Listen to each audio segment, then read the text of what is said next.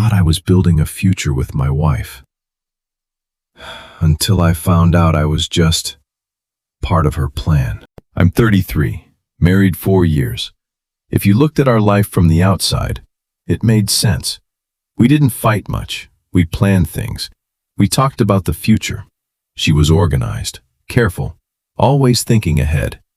Honestly, she was better at life than I was. I trusted her with everything: money, decisions, plans. That was my first mistake. Looking back, nothing felt wrong. That's the scary part. Everything she suggested made sense. Let's move to a better place. Let's consolidate accounts. Let's invest instead of saving. All logical, all responsible. And every time, I agreed. Because why wouldn't I? She was my wife. The first crack didn't come from something big. It was a bank notification, a small transfer.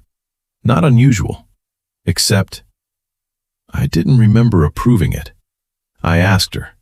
She answered immediately. "Oh, that's for the investment platform I told you about." Confident, smooth, and again, it made sense. So I let it go. But something stayed with me. Not suspicion, just discomfort. So I checked again a few days later. Another transfer. Then another. Not huge amounts, but consistent, controlled, planned. For the first time in our marriage, I went through everything. Accounts, emails, documents, and that's when I noticed something strange.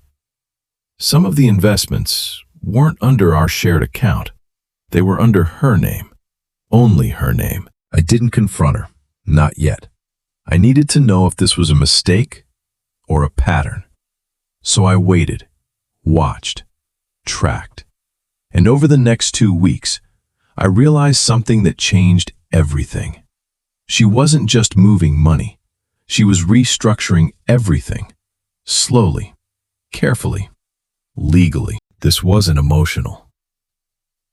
There was no anger, no argument. She wasn't cheating. She was preparing for something. I found the answer in a document, a consultation email from a lawyer. Subject line: asset protection before separation. Separation. Not if, before. That's when it hit me. This wasn't random. This wasn't recent. This was planned.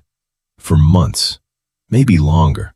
Every smart decision, every logical step wasn't for us. It was for her. I didn't explode. Because now I understood the game. And if I reacted too early, I'd lose. So I did the same thing she did. I planned. I talked to my own lawyer, quietly.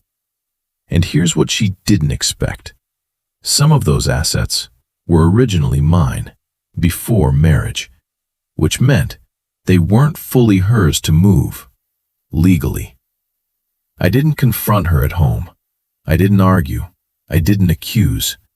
I filed first, with evidence, with documentation, with everything mapped out. When she found out, it was already too late. The accounts were frozen. The transfers were reviewed. And suddenly, her perfect plan was incomplete. She didn't scream. She didn't cry.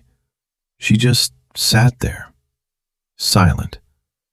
For the first time, she didn't have control.